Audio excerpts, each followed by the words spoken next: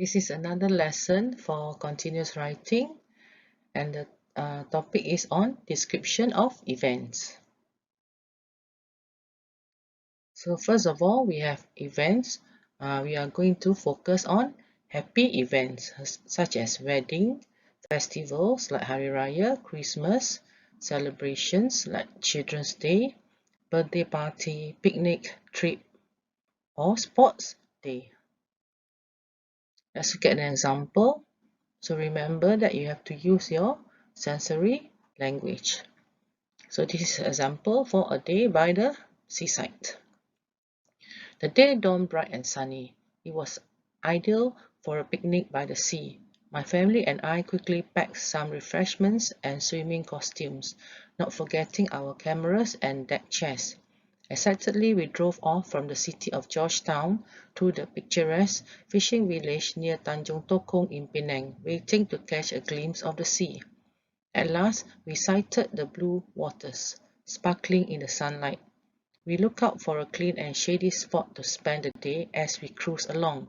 It was a joy to see the graceful coconut palms swaying in the breeze. We saw two fishermen's little houses on stilts scattered along the shore. Finally, we parked our car at a shady spot under some coconut palms. The white sandy beach was full of tiny crabs scurrying about. My sister and I could not resist catching them. The shells we picked were also interesting. Some were shaped like conical hats, others like fans, and there were some spiral-shaped ones tinted with grey and brown hues. One large grey shell with a long narrow slit produced the sound of sea waves as I held it to my ear. The pieces of driftwood brought in at high tide by the waves were of artistic shapes. These we collected for flower arrangements. After a while we swam in the sea, which was cool and pleasant. I saw sailing boats in the distance and fishermen busy with their catch. Then we sat on the beach and ate sandwiches, cookies, peanuts, and fruit, followed by iced drinks. The sun was now fiercely hot, and we felt tired and sleepy as we lay on the sandy beach. My brother took snaps of us playing in the sea and climbing up high rocks. After our lunch of curry and rice, we swam again till the late afternoon before we changed for our journey home. It was an enjoyable day by the sea as it was a welcome change from our usual busy and monotonous routine in the city. This is another sample essay for a trip to the beach. One Sunday afternoon, my parents and I went to the beach. After packing some food and drinks, we set off. When we reached the beach, it was very crowded. The light breeze felt good as it brushed against our cheeks. We found a place under a shady tree to put our things. After changing into our swimming suits, we had a swim in the crystal clear water. A short while later, our stomachs were grumbling, so we changed into dry clothes and had a snack. My sister and I went picking seashells after that. We then built a sand castle with the fine sand. While doing that, we saw beautiful small crabs walking on the sand. Our family watched the sunset before we went home. Although tired, we were happy because we had a great time at the beach. Here are more sample paragraphs which are useful for your writing. Examples: a drought blew by me, taking my spirit with it. The strands of hair crossed my face. The sun picked its way through the horizon as if it was scared to shed some light. The smell of the salty sea tingled my nose as I breathed in a breath of fresh air. The sand was a minefield of corals, with a collection of many different multicolored seashells. However, at the same time, the sand was a bed of blankets. The way the sand flowed onto my feet and out into the spaces between my toes made my heart somehow pound like a synchronized drum beat in a marching band. It was as delicate as a newborn baby. The grains were so fine that they could not possibly be visible by the human eye. The waves were singing me a dulcet lullaby, making me reminisce my childhood and drawing me closer into them. They were inviting me in with their everlasting arms wide open, but my feet wouldn't listen at this hour because the frigid waves penetrated my feet, so I sat down watching the sun stretch its way out of bed. As minutes ticked by, the warm rays gradually glowed. He greeted me with a friendly hello. He reached down towards me and shined a streak of light as if he wanted to lend me a hand. The blazing light pierced through my cold skin and gave me an immediate boost of excitement. The sun worked his way up to the sky, distributing its power to everything at its sight. Birds were singing into my ear with high spirits and roaming around the sky trying to claim it for itself. The sky shifted its color from dark misty indigo to an illuminated shimmering blue sky.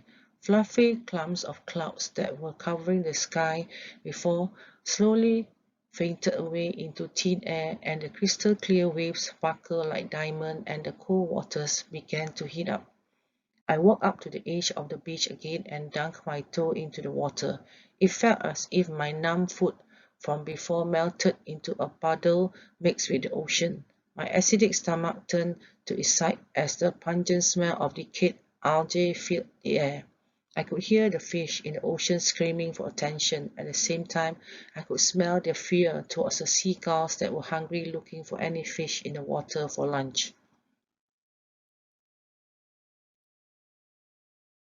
Okay, we have some more examples. People began to come out of their houses or homes and enjoy the extraordinary gift God has created for us. Eventually, the beach became a room filled with laughter. Children are scooping up the feather-like sand and remodeling them into magnificent image of their wild imagination. I stretched my legs and slouched down on the platform of the beach, with an ice cream in one hand melting its way to freedom. I spied on everyone on the beach.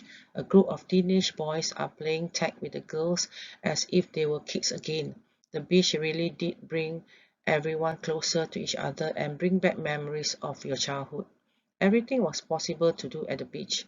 From the way people dress to the things they do, it describes them and their unique personality. Mat balls are thrown around in the air as people play volleyball, football, soccer, and all sorts of different ball games. Sweat drifted down everyone's faces after playing hard out in the sun. Some raced to reapply sunscreen on their dehydrated flesh red skin, whilst the others take a dip into the sea to cool off. Water is splashed everywhere from the people fooling around, and the reflection of their faces, showing a huge grin, are drawn on the waves. The waves show a smile in return and create a huge wave that carries everyone safely back onto the shore. Out onto the far ocean, I can see a glimpse of people riding jet skis, racing as fast as a bullet towards the ever-ending horizon, and up above, a humongous sheet of red, blue, and green drizzle onto the shore as the parasails fly back in for landing. The sun is getting tired and is slowly laying off its heat. Towers are given out and the shops alongside are packing up, getting ready to close down. I could smell the success they have earned today and their high hopes for tomorrow's work awaits them. The day is ending, and slowly, one by one, people are leaving after an exciting but tiresome day at the beach. However, I could almost see their lively hearts smiling at me. Some stay around to see the spectacular view of the sunsets and make a wish upon the horizon. Finally, the sun dipped into a pool of internal light, and the reflections of the waves saluted me as if for a moment I was a part of the glory. This is another model essay. So the title is A Beach on a Sunny Day. I woke up one morning feeling very hot. As I opened my eyes, I noticed the intense brightness all around the room. The sun was gleaming through a crack in the curtain. My bedroom was usually like an old dusty dark street, but now it is a lovely bright and warm sunny room. I suddenly felt happy in myself because I thought this could be a day spent at the long sandy beach. I got out of my bed yawning and got dressed into some shorts and a brightly colored t-shirt. I quickly ate some cereal and toast, had a drink of cold, fresh orange juice, picked up my beach towel and set off to the beach. On the way, I could really feel the wind from the sea and the sun shining down on me, as if the sun knew me and was drawing me closer and closer to the golden sands. As I drew even closer to the beach, I could hear the faint children's voices wailing as if in pain, but they were not in pain.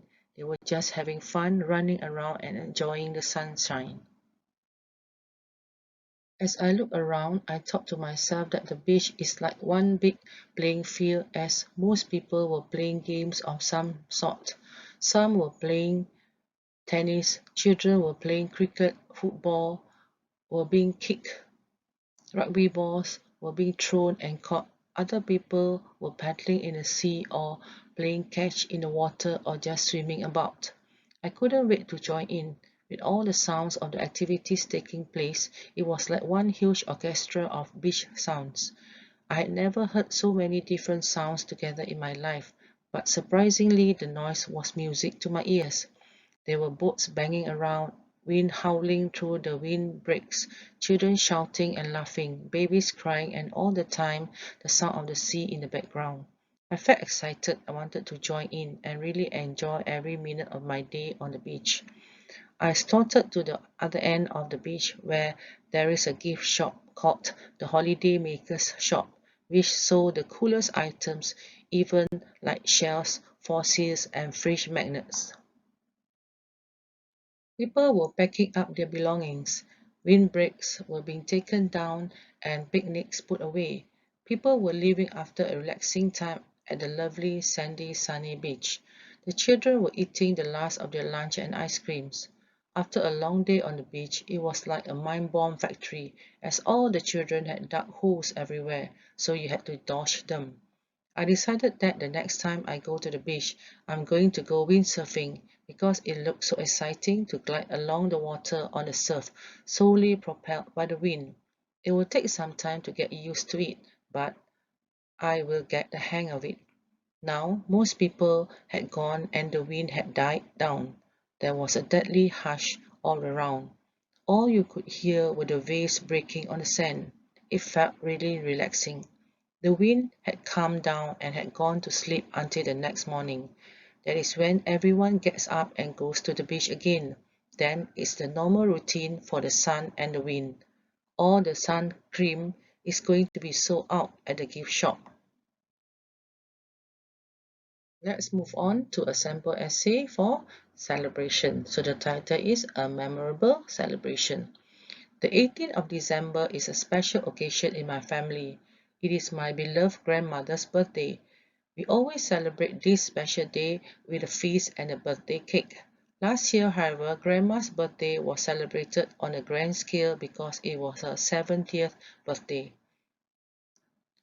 Preparations for the big occasion began half a year earlier. However, everything was done quietly because we wanted it to be a surprise for Grandma. My sister and I were so excited about the event, but we had to act normally around Grandma so as not to give the game away. Mother and father made arrangements for the catering. Mother was not going to cook because we were inviting all our relatives. The guest list was quite long. My job was to send out the invitations. I was very happy when one by one the guests replied. Everyone was able to come. Even my uncles, aunts, and cousins from overseas were going to come back to Malaysia for the surprise birthday party. On the morning of the party, my sister accompanied my grandma to visit one of my aunts who had just given birth to a baby. It was part of the plan to get grandma out of the house so that we could get the place ready for the event. By 7 o'clock, all the guests had arrived. Father went to fetch grandma home. She was a bit annoyed with him for keeping her waiting.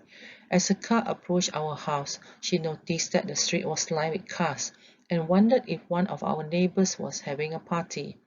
When the car stopped in front of our house, she was shocked to see the garden full of people. We lost no time and pushed out the giant birthday cake lit with 70 candles. Everybody sang the birthday song at the top of their lungs. Grandma was overjoyed. She looked younger than her years. My sister and I helped her blow out the candles. After that came the feasting and talking. Grandma was delighted to see all her children, grandchildren, and other relatives. It was wonderful for us to meet some of our relatives whom we had not seen in years. Some of them stayed with us for a whole week before returning to their homes abroad. Grandma's grand surprise birthday party was a great success. Seeing her pleasure and delight made this the most memorable celebration in our family history. Next, we have another sample essay for celebration. So the title is Describe a recent family celebration you had. So Dad's birthday this year was special. He had just retired a few months ago and was beginning to show his boredom at home. He was beginning to feel unappreciated and was snapping at everyone. We could not turn up the volume of the television or music. We could not yell nor or scream at each other as we usually did when we got back home. We could not even laugh loudly at jokes. He would get irritated and would march up to his room in a huff. At first, we shrugged and laughed at his childish behavior. Then Mum explained that it was the after-retirement syndrome. After working for so many years, he was at a loss, not knowing what to do. So we put our heads together and came up with a marvelous idea. We would celebrate his birthday in a different way. No more bearing little gifts, wishing happy birthday and going back to watching TV or sleeping, which is my favorite pastime on Sundays. We would take Dad and Mom out for a treat and make him feel appreciated. We checked out all the hotels, restaurants and activities organized in town and out of town, and finally decided on a trip to Genting Highlands. My elder brother and sister, the only working members in our family, agreed to sponsor the trip, and we booked into a hotel for a night. Not wanting to spoil the surprise, we did not tell Dad about our plans or the reason for going there. We had to listen to him grumble about wasting money all the way to the hotel that Saturday afternoon. We pretended not to hear him and kept our spirits high in spite of his grouching. Finally, realizing nobody was listening to him, he lapsed into silence. When we reached the hotel, we checked in and whisked him up to his room immediately before he decided to take up where he had stopped on the present state of economy, inflation, and the importance of saving money for the future. Poor Dad. He simply did not know what was lying in store for him. That night, we took him for a show. A famous musician was on the itinerary that evening, and we clapped and cheered loudly when he conjured up a motorbike on the stage, among others. We stole a look at Dad surreptitiously and saw that he was smiling and enjoying himself too. Still, we did not enlighten him. That was to come the next morning. But one good thing had come out of the entertainment. When we went up to our rooms that night, he was his usual cheerful self. He forgot to grumble for once. The next morning, we knocked on Dad's door at sharp 8 o'clock. Mom let us in quietly. Dad was still snoring away blissfully, so we organized everything before waking him up. Breakfast was brought up by the room service, and the cake was lit and all our presents arranged strategically so that would see them when he opened his eyes. Then we began singing Happy Birthday. He awoke with a start and confused and befuddled with sleep. When he finally realized what was happening, his eyes misted and he was lost for words. You brought me here for this? Thank you, my children, he said at last, reaching for the knife and cutting the cake. He then made it a point to feed each one of us a piece of cake before opening the presents. We had a fabulous breakfast in the room amidst laughter and jokes. After breakfast, we decided to do the theme parks. We gave him a choice of Ripley's Believe It or Not Museum, the Climbing Wall, Snow World, and the Fierce Wind Turbine Tunnel for a simulated skydiving adventure. He chose to go to the Snow World, saying that his heart would not be able to take the others. We joined him, stepping into a winter wonderland and taking in the sights of a snow-white landscape of Snow World, including the Cresta Run snow slide. After this, we went outdoors, where I went for some fun rides while the older generation watched or ambled around. It was there that Dad met Mr. Lim, his former boss. They spoke for a long time before they went their separate ways. We then went for lunch before checking out.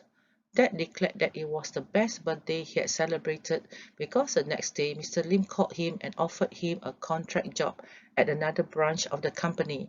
He accepted it with joy, happy that he was going to be useful once again. Next, we have another story, A Day Spent in Strange Surroundings. I have a cousin Brian who is a writer for a newspaper in Kuala Lumpur. Last year when I visited him, he told me that he had an assignment to write about life in a remote village in the National Forest Reserve in Pahang. He challenged me, a city boy, to accompany him and experience a day in totally unfamiliar surroundings. We drove to a small town where we boarded a boat for the ride down the river. The boat was a long one with just a few seats. Most of the passengers sat on the floor. The journey was a thrilling adventure. The boat had to pass through a number of rapids, and at certain points, the boatman used a long pole to steer it. Brian and I were obviously excited, but the other passengers took it in a casual, even-board way. To them, it was a usual occurrence. They have to take this journey every day they need to go to town. Look at you. You have the MRT and you complain if the journey is longer than 40 minutes. Brian teased me. After 3 hours in the boat, we reached our destination. After getting off at the pier, the first building that we saw was a village shop. Actually, it was a small shop crammed with canned and dry food. Ryan chatted with the owner and we found out that the shop was also the only place in the village where people buy their stamps and newspapers. However, the postal service and the newspaper delivery came only once a week. He then showed us the direction to the headman's house. The headman's name was Tok Kasim. When we found his house, he invited us in and told us stories about himself and his village. Then he took us for a tour around the village. Since bicycle was the only form of transport, people walked from place to place. The village was very peaceful and green. The river was the focal place of the villagers. We saw people fishing in the river and women washing their clothes there. But what struck me most was the way the children enjoyed it. They swam in it and they rode in rafts which they put together from bamboo poles. Tok Kasim recounted the time when his father and the other villagers rebelled against British rule. The river was often the battlefront between the two opponents. He talked about the river as though it was an old friend. He explained how he had seen them through the worst of times like the starvation they experienced during the Japanese occupation of Malaya and how the river has helped them throughout their lives. That night, we had a wonderful dinner at Tok Kasim's house. Many of the villagers came and brought some food. A neighbor even brought fresh honey still attached to pieces of honeycomb. It was one of the most natural food I have ever tasted. The next morning, we left on the boat. During the journey, I thought about how strange the life of this village and the surroundings seemed to me and my friends in Singapore. Despite the simplicity of their lives, they are strong people who could weather bad times.